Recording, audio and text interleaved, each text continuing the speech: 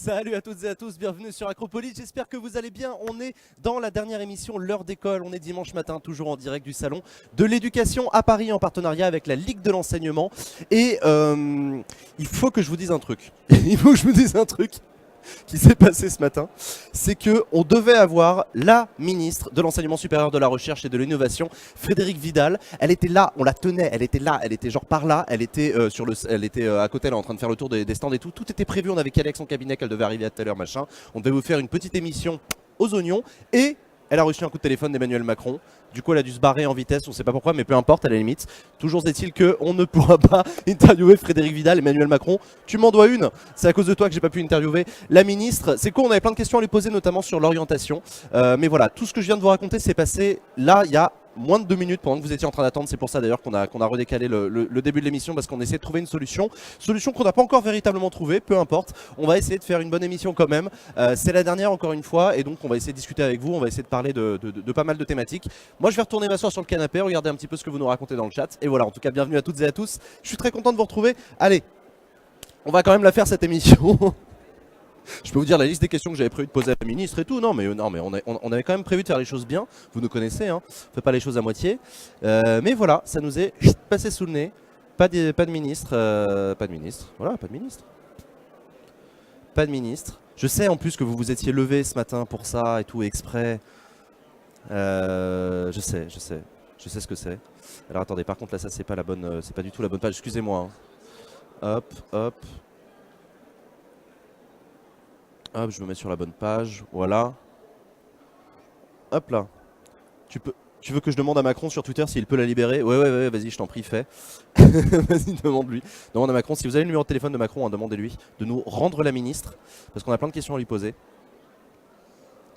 Donc voilà, en fait ce qu'on est en train de faire, c'est que l'équipe avec Alexandre, avec Antonin, Camille, etc. sont en train de voir s'il y a moyen d'avoir sur le plateau un responsable de la Ligue de l'enseignement pour essayer d'avoir une discussion de conclusion un peu, parce que comme c'est la dernière émission, le but du jeu c'est de discuter un peu avec vous déjà de faire le bilan des émissions précédentes, mais voilà, donc on va voir. Ah attendez, Élise Grimbel et Claire Toury, ouais, bah carrément, faut juste ramener le canapé, mais il y a moyen de le faire, ouais, bien sûr, on peut le faire. Hélène Grimbel et Claire Toury, bah ouais, bah carrément. La déléguée générale d'AnimaFac et la responsable de la Ligue de l'enseignement. Hop, je note, on est en train de faire l'émission devant vos yeux, c'est extraordinaire. Incroyable, merci beaucoup. Alexandre, je vous laisse juste, voilà. Bah tu ramènes le canapé du coup? Bah vas-y, nickel. Nickel, comme ça vous voyez, en plus vous voyez le décor, vous voyez comment ça se passe, etc. J'en profite pour remercier du fond du cœur toute l'équipe technique qui a fait un boulot vraiment d'enfer tous ces derniers jours. Non seulement vous avez été au top les gars, mais en plus on a décidé de s'amuser et de faire des plans un peu rigolos avec la webcam, avec la GoPro, avec le gimbal là, hop là. Avec tous ces trucs là. Donc voilà. Hélène, Claire, chers amis, je vous en prie, venez me rejoindre. On va prendre un micro supplémentaire. Pour information, la régie, le micro supplémentaire, c'est le orange. Hop. Merci. Bonjour. Bonjour, Hélène Grimbel. Tu es responsable à la Ligue de l'enseignement de... Redis-moi. Plutôt des questions d'éducation. Si tu veux le vrai titre, on dit secrétaire générale adjointe. Secrétaire générale adjointe de la Ligue de l'enseignement sur les questions d'éducation. Claire, tu es la déléguée générale d'AnimaFac. On avait ton président hier, Malo, on a parlé de l'engagement des jeunes. Voilà, écoutez, merci beaucoup à vous deux d'avoir accepté notre invitation à la dernière minute. On vous a raconté ce qui s'est passé? Pas vraiment. Non, vous savez pas. Bon, non. On devait avoir la ministre. Ah. On devait avoir la ministre, mais Macron l'a appelée. Du coup, elle a dû mais on filer. était avec elle, ouais. Vous étiez avec elle. Comment elle va? Elle va très bien, écoute. Bon, écoute. T'es en train de faire une émission de radio avec des je sais, jeunes, elle était là. sur France Info. Absolument. Ouais. C'est des concurrents, c'est pour ça qu'on l'a pas dit. Mais France voilà. Nous, c'est la dernière émission, l'heure d'école, là, sur ce salon. On a fait 4 émissions au total, et du coup, je voudrais vous proposer qu'on ait un peu une discussion globale, conclusion sur le salon, sur le temps politique où on en est, y compris pour vos organisations respectives, et qu'on puisse voir un peu ce à quoi on peut s'attendre pour l'année prochaine. Qu'est-ce que vous avez fait respectivement sur le salon, vous, les deux? Alors nous, on a tenu un stand et on tiendra un autre stand cet après-midi sur l'année de césure. Tu sais qu'à AnimaFac, on a beaucoup porté la reconnaissance d'une année de césure, et comme le thème du salon c'est entreprendre, du coup l'année de césure, pourquoi? Parce que rompre avec cette linéarité du système éducatif pour prendre un peu une pause et du coup pour se donner le temps de créer, d'innover et donc d'entreprendre soit pour soi, soit pour les autres en fait, peu importe, mais et le temps de s'engager, bien sûr. D'accord, donc tu dis une stand ou une conférence? Non, un stand. Un stand, vous tenez un stand sur l'année? On a un stand, donc vendredi après-midi on a essayé de faire la promotion de l'année de césure auprès des élèves avec leurs enseignants. Ouais. Et cet après-midi on doit faire ça auprès des familles. Petit challenge. Courage. Oui. Courage. Comment ça s'est passé d'ailleurs? Ils en disaient quoi les jeunes quand tu leur parlais d'année de césure? Écoute, ils étaient assez contents globalement. Ah Alors, ouais. ils étaient assez contents. Il y en a quand même beaucoup qui connaissaient pas le principe. Faut quand même dire la Ils savaient vérité. pas qu'on pouvait faire une pause en Non, ils savaient pas qu'on pouvait faire une pause dans ses études et ils savaient pas surtout que c'était autorisé. Parce que tu vois le principe de faire une pause dans l'imaginaire collectif Ouais, où genre tu c'est- prends un an avant d'aller t'inscrire dans l'enseignement supérieur, etc. Ça, les gens le savent. Mais nous, ce qu'on leur dit, c'est que c'est hyper dangereux de faire ça. Il vaut mieux que tu t'inscrives. Et une fois que tu es inscrit, tu fais une pause pour pouvoir faire ce que tu veux en fait. Mais il faut quand même garantir une suite quoi. D'accord. Et vous d'ailleurs sur le chat qui nous regardez, est-ce que l'année de césure c'est un truc avant de faire ces émissions? Est-ce que vous en aviez déjà entendu parler? Mais d'ailleurs ça m'intéresse du coup, est-ce que, c'est une bonne est-ce que vous savez question. ce que c'est? Est-ce que vous l'avez peut-être déjà fait? Ou est-ce que vraiment vous découvrez, vous saviez même pas que c'était possible? N'hésitez pas à le dire, du coup Claire pourra répondre à des questions Absolument. si vous en avez, mais voilà. Hélène, de ton côté? Wouhou, nous on a beaucoup bossé. Ouais, je sais. La Ligue de l'enseignement, c'est en fait l'organisatrice des plusieurs salons qui se déroulent porte de Versailles sur les mêmes journées. Ouais, parce qu'on n'a pas parlé des autres salons, tu peux en parler? C'est ça. Alors en fait, le salon de l'éducation, on commence par un salon technique qui s'appelle Educatech Educatis, Ouais. qui est plutôt réservé aux professionnels de l'éducation. En premier lieu, les fonctionnaires éducation nationale et aussi les collectivités locales, les élus locaux passent du temps sur ce salon. Historiquement, il y a une vingtaine d'années, c'était en fait le salon de l'outillage technique, en fait ce qu'on retrouvait dans les ateliers qui étaient dans les collèges ou les lycées. Ah ouais. Ça a démarré comme ça, c'était Educatech C'était les pour le mallettes technique. éducatives, c'était Les mallettes, Ouais, on achetait des machines à coudre, ou on achetait des machines-outils. Voilà, c'était ça l'origine d'Educatech, comme technique. Ouais. C'est devenu technologique, et très clairement, Educatech Educatis fait sa révolution en ce moment. On quitte les seuls enjeux qui préoccupaient les établissements scolaires ou les collectivités jusqu'à maintenant, qui étaient un enjeu d'équipement informatique, d'équipement technologique et maintenant d'équipement numérique. Et on est en train de basculer dans un salon qui nous semble beaucoup plus intéressant, qui est le salon des usages éducatifs, des usages pédagogiques, des outils numériques D'accord. dans les établissements scolaires, mais aussi en dehors des établissements scolaires. L'idée de la Ligue étant que, évidemment, il n'y a pas que de l'éducation à l'école, il y en a sur des tas d'autres espaces, à commencer par le périscolaire, le centre de loisirs, quand Ouais. on parle des petits. D'accord. Et donc Voilà. du coup, qu'est-ce qu'on pouvait y trouver comme nouveauté cette année sur Educatech? Il y a toujours une partie présentation de matériel. Ce qui a beaucoup évolué, c'est tous les logiciels avec lesquels les enseignants peuvent apprendre à travailler et envisager l'intégration d'outils numériques dans la transmission des apprentissages.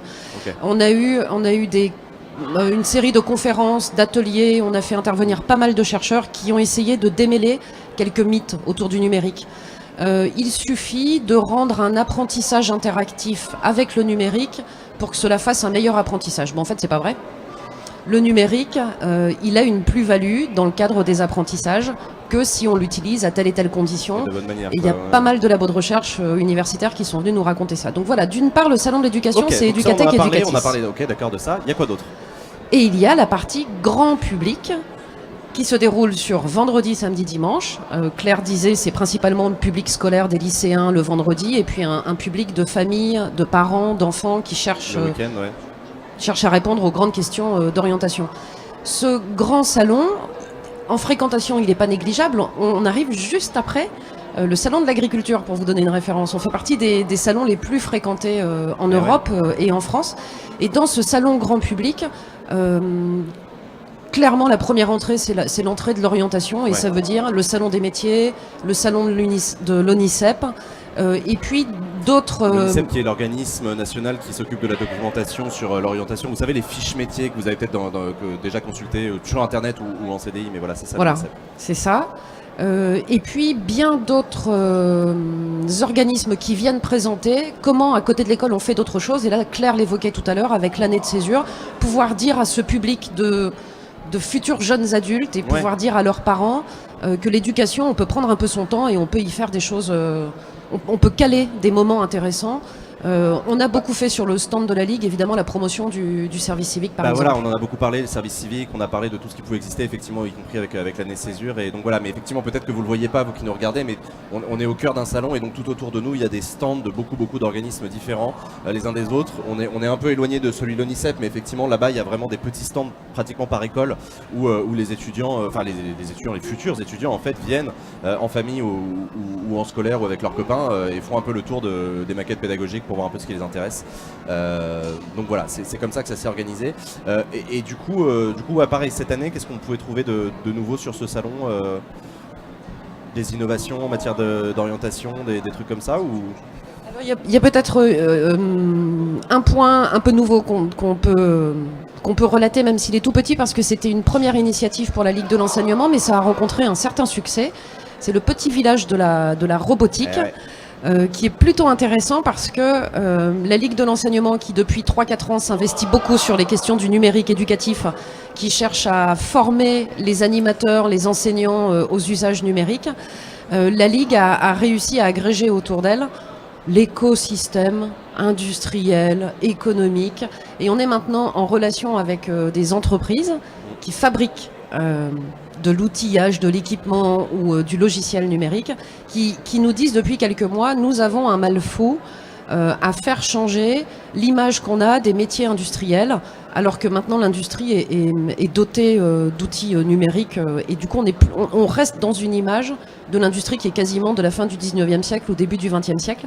Et c'est ce microsystème économique nous disait l'importance de pouvoir venir présenter directement ce que sont les métiers maintenant et ce qu'on imagine qu'ils seront dans une dizaine d'années. Et c'est pour ça que cette année, à côté de l'ONICEP qui fait un excellent travail d'information, d'orientation, avec des conseillers qui reçoivent en entretien individuel les jeunes et les parents, il y a aussi ce micro-salon des entreprises de la robotique qui rencontre un certain succès parce que là, on rentre en contact directement avec des DRH, avec des ingénieurs qui expliquent ce que c'est au quotidien, leur job dans le milieu industriel. On a fait une émission entière sur le sujet ici avec justement des professionnels qui nous disaient exactement ça. C'était hyper intéressant. Ils nous disaient aussi que la réception par les jeunes était géniale.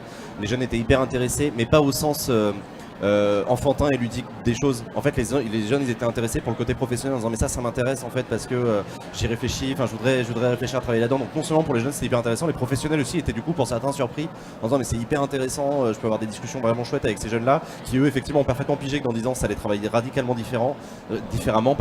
Donc c'était vraiment hyper intéressant. Avec un point particulier, si je peux me permettre d'insister, qui était la surprise de ces professionnels du monde industriel, de l'intérêt des jeunes filles.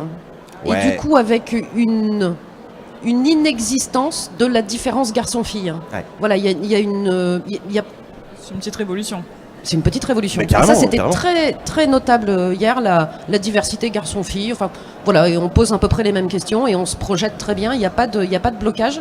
Alors qu'on l'entend beaucoup dire ces derniers temps que les employeurs ont du mal à faire venir les jeunes filles dans ces filières-là. Là, pour ce qui est de la robotique, quand on est sur l'entrée très précise de la robotique, on ne rencontre pas cette difficulté-là, apparemment.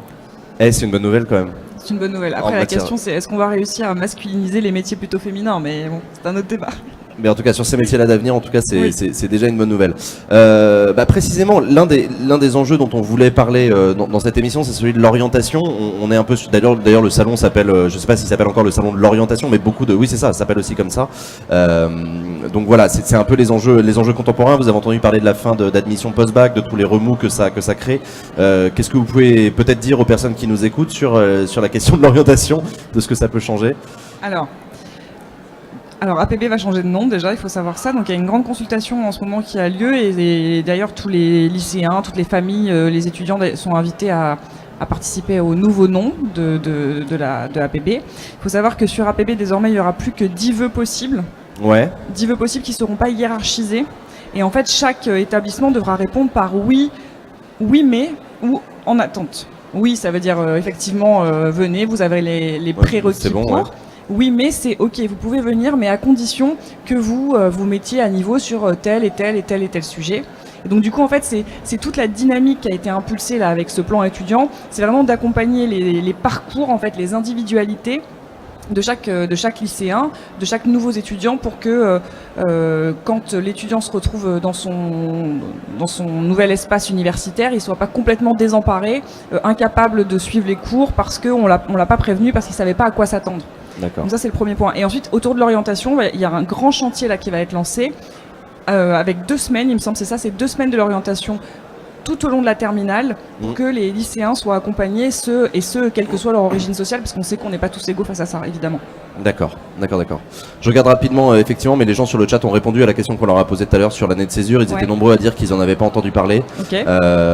Et il y en avait aussi qui continuaient à avoir des questions sur ouais, mais dans ton dossier, ça fait quand même hyper tâche d'avoir un an où t'as rien foutu.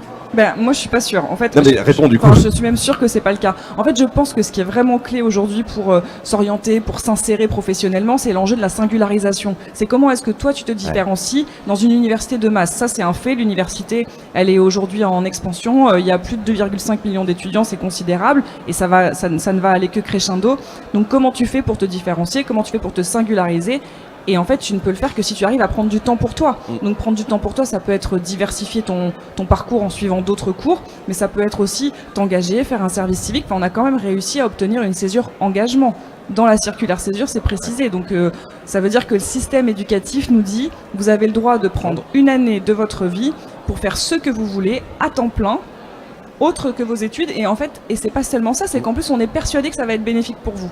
Mais carrément, enfin, pour le coup là je sors complètement de mon rôle d'animateur etc, mais tu te souviens qu'avec AnimaFac à une époque on avait travaillé sur la valorisation professionnelle de l'engagement avec des cabinets de bénévolat et compétences, avec des cabinets de recrutement, KPMG etc, les mecs qui venaient nous rencontrer, et je me souviens que les DRH ils hallucinaient devant le parcours des jeunes qui sortaient d'associations étudiantes etc en disant mais en fait vous avez beaucoup plus d'intérêt que tous ceux qui sont hyper uniformisés, qui ont certes des diplômes très chouettes mais il n'y a rien d'autre derrière, et donc voilà, donc je referme la parenthèse, mais... Non mais c'est une bonne remarque, parce qu'en fait tout l'enjeu c'est d'apprendre à se singulariser et après d'apprendre à valoriser sa différence. Carrément. Et ça c'est pas facile, et ça c'est un peu notre boulot à AnimaFac et à la Ligue aussi, comment est-ce qu'on arrive à accompagner, alors nous les associations étudiantes, les associatifs étudiants, à identifier les compétences qu'ils ont pu acquérir dans le cadre de leur engagement, à mettre des mots dessus et ensuite à les revendiquer.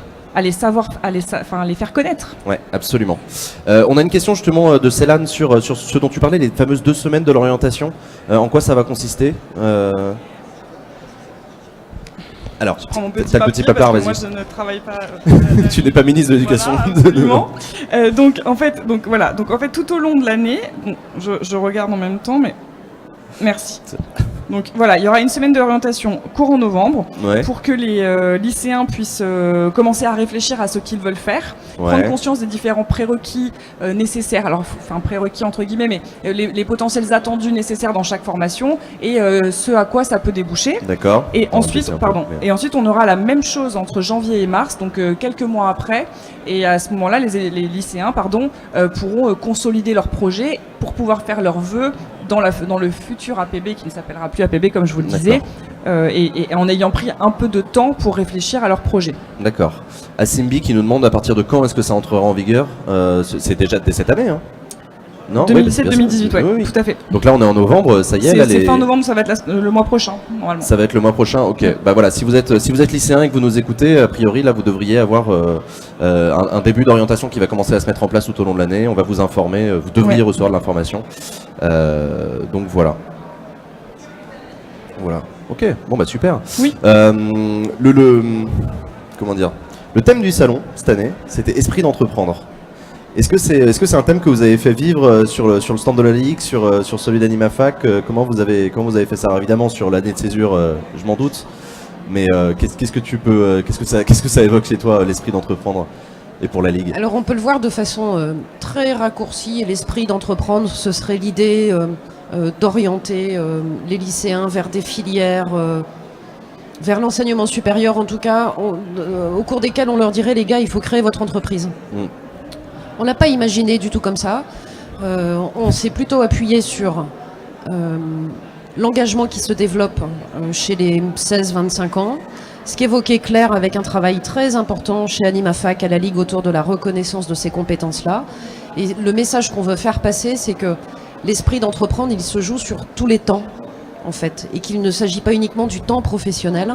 Et que quand on entreprend, on apprend des choses. Et le stand de la Ligue, le stand d'AnimaFac en particulier sont des stands dans lesquels on montre qu'on peut développer un esprit d'entreprendre, mais pas dans l'entreprise simplement économique, mais entreprendre sa vie, entreprendre des choix. C'est tout le travail d'accompagnement pour que des jeunes gens soient plus autonomes, soient émancipés, fassent leurs choix par eux-mêmes et entreprennent la vie dont ils ont envie. D'accord. C'est plutôt ça l'esprit D'accord. général. Et ça, c'est des choses que la Ligue de l'enseignement fait toute l'année dans ses différentes fédérations. Tu peux nous en parler de l'activité des fédérations de la Ligue de l'enseignement en faveur des jeunes, de leur autonomie, de leur... Oui, c'est ça. Pour faire très très court, les fédérations départementales de la Ligue, elles ont en quelque sorte une double identité. Elles fédèrent des associations locales. Ouais. Le club de foot, le club de théâtre, le club des pratiques numériques. Et là, notre boulot, c'est d'amener des habitants, des citoyens à s'engager dans des collectifs associatifs et à faire vivre des associations. Plus on rentre dans des assos, plus on y prend des responsabilités, plus on apprend, plus on est capable de prendre sa vie en main, plus on a cet esprit d'entreprendre. C'est pas un vocabulaire qu'on utilise, mais c'est un peu ça la logique. Notre idée, c'est de sensibiliser nos associations locales pour qu'elles accueillent des jeunes et qu'elles transmettent des responsabilités le plus vite possible à des jeunes adhérents. Ne pas attendre qu'ils aient 18 ans pour qu'ils rentrent dans un conseil d'administration, ne pas attendre 18 ans pour qu'ils puissent exprimer ce qu'ils ont envie de faire dans le club de foot ou dans le club de théâtre. Et ça marche plutôt pas mal. Donc on a un gros travail de formation des responsables associatifs bénévoles pour faire une place aux jeunes, en quelque sorte. D'accord. Ça, c'est la première jambe de la Ligue. Fédération d'associations, à l'échelle nationale, il y a quasi 30 000 associations qui sont affiliées à la Ligue et qui font des choses très variées, mais peut-être leur point commun, c'est cette préoccupation d'activité éducative, de transmission de connaissances, d'ouverture à l'autre. Voilà. Mais c'est vrai qu'il y a beaucoup de choses. Il y a du sport, il y a de la lecture, il y a de la robotique, il y a de l'association. Enfin, c'est l'éducation populaire très vaste, mais effectivement autour de l'éducation. La deuxième jambe de la Ligue, c'est qu'elle est très officiellement une asso complémentaire de l'enseignement public. Ça veut dire qu'elle est reconnue par le ministère de l'Éducation nationale et qu'elle est autorisée à rentrer dans les établissements scolaires sur le temps scolaire et qu'on considère qu'elle apporte quelque chose qui est complémentaire au job de l'enseignant. Alors un exemple vraiment super basique qui existe depuis quelques années, la formation des délégués d'élèves. Ouais. C'est tout simple. Il y a des profs principaux qui disent moi les délégués d'élèves je sais ce que c'est, je fais moi-même la formation et pour moi c'est un moment où je crée une relation un peu différente entre les élèves et les enseignants. Et puis il y a des établissements scolaires dans lesquels on n'est pas très à l'aise avec cette idée de délégués d'élèves ou qui à l'inverse disent les délégués d'élèves pour qu'ils jouent un rôle important, qu'ils transforment l'établissement, qu'ils portent la parole de l'ensemble des élèves, ils ont besoin d'être formés par une structure tiers qui va utiliser les méthodes de l'éducation populaire, qui va dire à des individus, vous avez un droit d'expression, vous avez une responsabilité à pouvoir récupérer la parole de l'ensemble des élèves pour la restituer auprès d'un chef d'établissement ou dans un conseil d'établissement scolaire par exemple. Pour faire votre job correctement, il faut un peu conscientiser le pouvoir qu'on vous donne quand vous êtes délégué d'élèves et il faut vous saisir de ce pouvoir avec des outils techniques. Donc c'est comment on prend la parole, comment on communique, comment on écrit, comment on fait écrire à une classe entière des projets pour changer un peu l'établissement scolaire. Voilà, ça c'est l'exemple tout simple du rôle de l'asso complémentaire quand elle intervient dans l'établissement scolaire. On n'est pas des prestataires de l'éducation nationale, on est aux côtés de l'éducation nationale pour transformer en permanence le système scolaire, faire que les jeunes y vivent mieux, lutter contre le décrochage scolaire, améliorer le climat scolaire, lutter contre les discrimes et lutter contre les inégalités garçons-filles. Ben voilà, ça c'est le vaste champ sur lequel on intervient quand on est une fédé départementale de la Ligue. D'accord, ok. Ça fait beaucoup d'activités. Vas-y, Claire. Mais juste pour compléter par rapport à ce que disait Hélène, en fait, je pense que c'est quoi tout l'enjeu de l'esprit d'entreprendre, même si c'est pas un mot qui fait réagir beaucoup sur le chat. Les gens n'aiment pas beaucoup le vocabulaire. Souvent, mais il faut peut-être pas le prendre dans le sens entreprise, mais c'est comment est-ce qu'on permet à des jeunes d'avoir confiance en eux en fait. Et c'est un peu tout le pari de l'éducation populaire, c'est comment est-ce qu'on offre des cadres où des jeunes vont pouvoir vont pouvoir accéder à des responsabilités, vont pouvoir monter des projets, vont pouvoir prendre des risques, faire des erreurs, mais toujours se relever parce que c'est un cadre extrêmement bienveillant. Et comment grâce à ça, des jeunes prennent davantage confiance en eux que dans un système scolaire un peu classique qui a bien des défauts, on ne le sait que trop bien. Mais c'est marrant parce que si on prend un petit peu de recul sur le débat éducatif, quand on est au cœur de la machine ici sur le salon depuis 2 jours, etc., on se rend bien compte du fait que l'éducation, ça se résume pas du tout seulement à ce qui se passe dans la classe, à la notation, au diplôme. Mais j'ai l'impression qu'à l'extérieur, par contre, c'est extrêmement compliqué. On a l'impression que ce message-là arrive jamais à passer. Il y a un truc qu'on rate, nous, ou c'est les gens qui sont trop bêtes, j'en sais rien, je sais qu'est-ce qui... Ouais, alors maintenant à l'université, on essaie de parler, plutôt que de parler de vie étudiante, on essaie de parler d'expérience étudiante. Ouais. Et en fait, l'expérience étudiante, c'est quoi? C'est l'idée de prendre l'étudiant dans toute sa globalité et de dire que toutes les étapes qu'il va franchir de son entrée à l'université jusqu'à sa sortie sont absolument structurantes et essentielles. Alors ça va de son inscription à la bibliothèque, de ses premières heures en cours, de sa découverte, je sais pas moi, du bureau de la vie étudiante, de l'accès à la médecine préventive, etc. En fait, c'est vraiment tout prendre dans sa globalité pour dire que finalement, le job de l'université, c'est pas seulement de former des étudiants qui vont avoir des compétences un peu incroyables dans des domaines très disciplinaires, mais c'est de former, d'accompagner en fait des citoyens dans une expérience globale de l'apprentissage du métier d'étudiant, comme le théorisait Stéphane Beau, jusqu'à l'insertion professionnelle, en ne squeezant aucune étape et en disant que chaque étape est absolument décisive dans ce parcours-là éducatif. Carrément. Eh ben, c'est hyper impressionnant. Si vous avez des questions, vous qui nous regardez sur le chat et qui réagissez depuis tout à l'heure à ce qu'on est en train de raconter, je vois que vous discutez beaucoup les uns avec les autres et c'est assez intéressant effectivement. C'est toujours la notion d'esprit d'entreprendre qui fait quand même pas mal réagir parce qu'il y a tout un vocabulaire derrière qui est très chargé, mais à la limite peu importe. Peut-être qu'on peut tenter de contrebalancer un peu. Ouais. Je ne sais pas si l'argument sera retenu. Mais essayons, on verra avec le chat. On entend de plus en plus parler de l'ESS, de l'économie sociale et solidaire. Ouais. Dans l'ESS, on y met toutes les entreprises qui entreprennent différemment. Les associations, si on considère, surtout quand elles développent une activité économique, qu'elles sont employeuses, on pourrait dire les entreprises associatives, les SCOP, les fondations et évidemment les mutuelles. Ce sont des entreprises qui ont décidé de fonctionner un petit peu différemment, avec une gouvernance plus démocratique, des entreprises dans lesquelles chaque salarié va avoir un pouvoir, va disposer d'un pouvoir de décision. Dans les associations, on sait que c'est la voix de l'adhérent qui permet de rentrer dans un conseil d'administration, de prendre des décisions.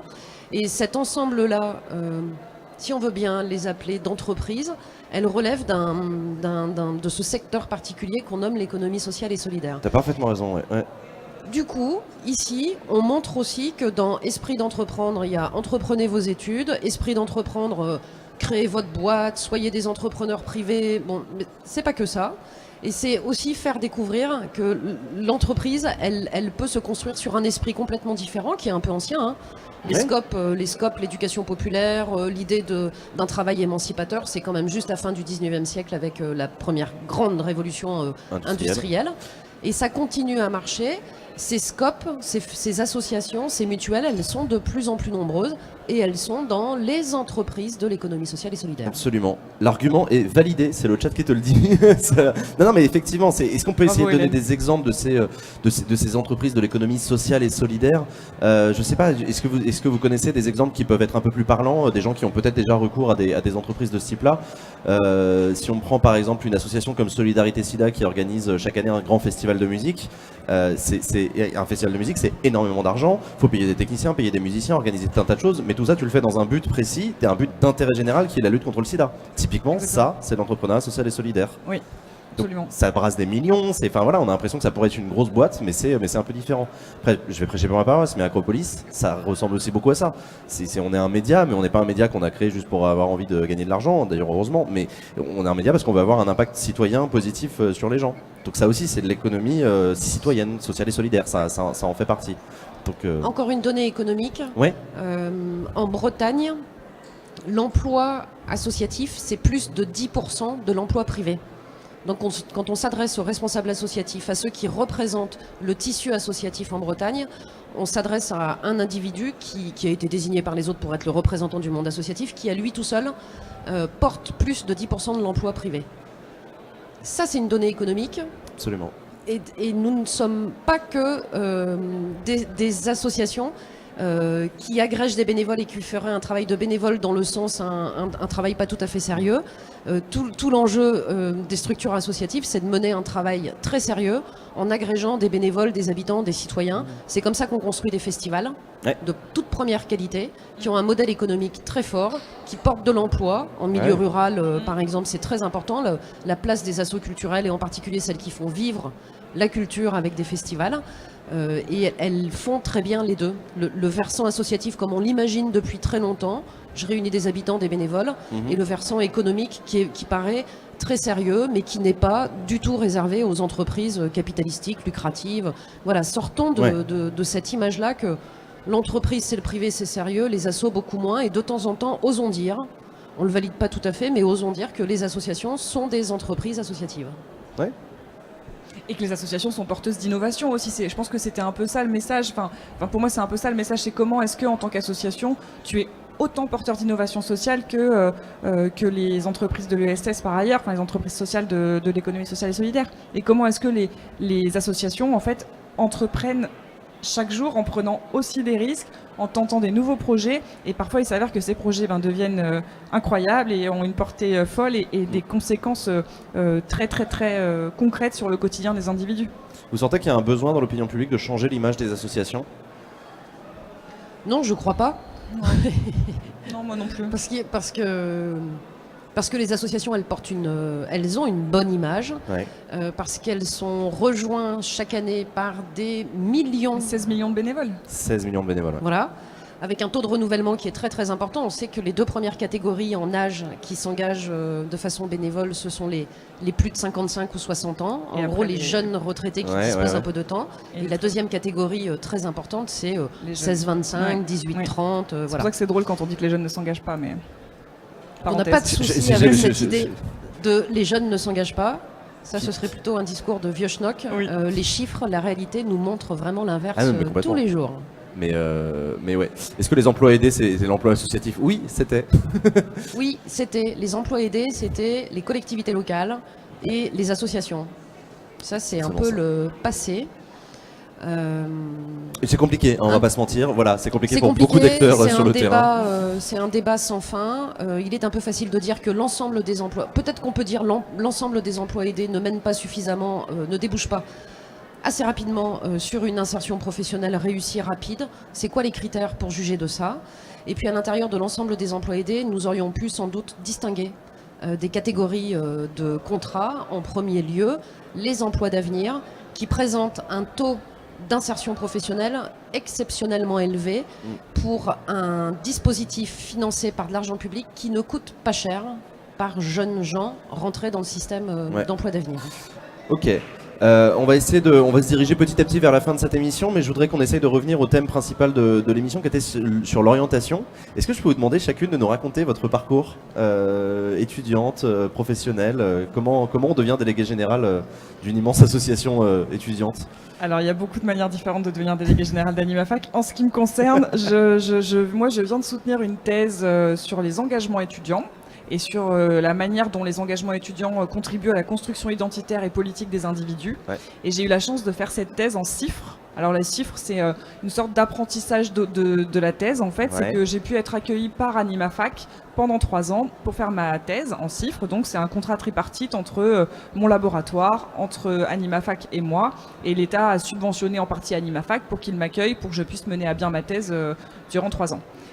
Et il s'avère que ça s'est plutôt bien passé et du coup je gère la baraque. Et avant de faire cette faut croire. Et avant de faire cette thèse là, qu'est-ce que tu as eu comme parcours Alors moi j'ai commencé à la fac, j'ai fait des lettres et de la com pendant 4 ans. Ensuite, je me suis engagée à l'université évidemment et je suis partie à la fin de mon master 2 pour faire de la com politique.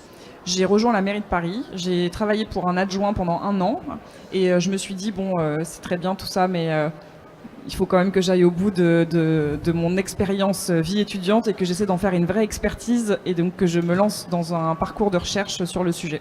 Voilà. Et écoute, s'il y a quelqu'un qui demande est-ce qu'un CIFRE dans une asso c'est possible ? Et oui, c'est absolument possible. C'est absolument possible. C'est même génial. Et toi, Hélène ? Ton parcours d'étudiante, ton orientation, s'est passé comment ? Allez, je raconte la partie enseignement supérieur très rapidement.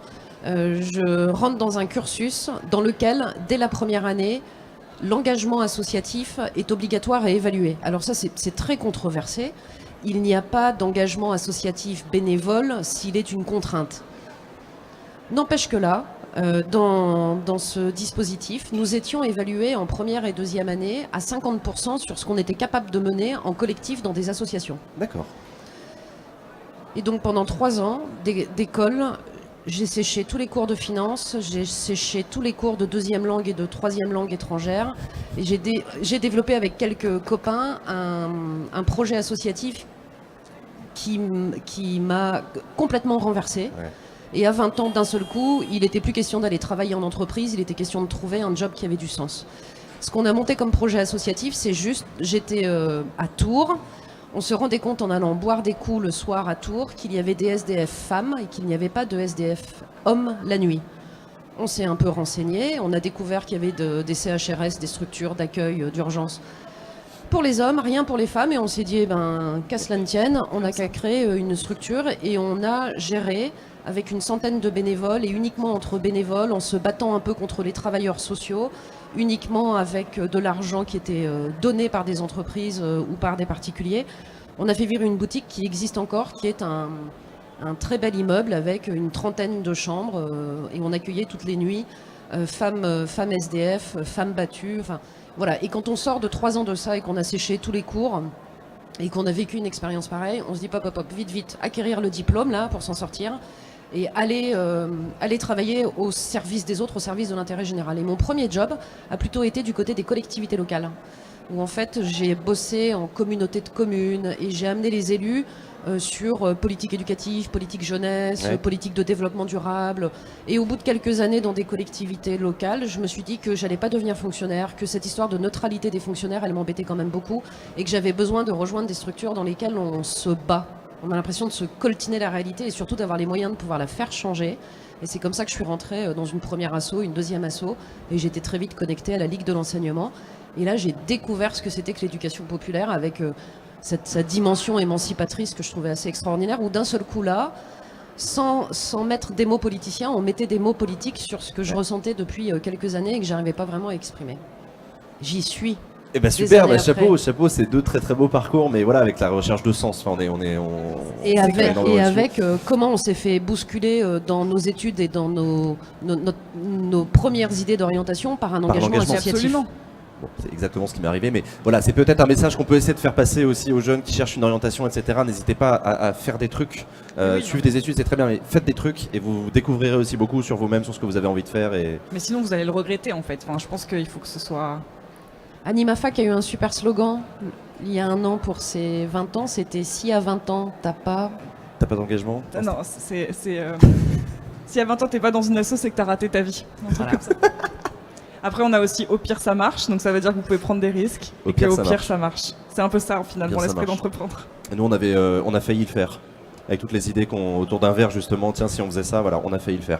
Bon, et écoutez, merci, un grand merci à vous deux. C'est un peu la dernière question que je pose systématiquement dans les émissions. Si on réfléchit et qu'on se revoit l'année prochaine, qu'est-ce qu'on aurait envie de se dire qui a réussi, qui a marché et que ça a évolué dans le bon sens d'ici à l'année prochaine? Un petit travail prospectif.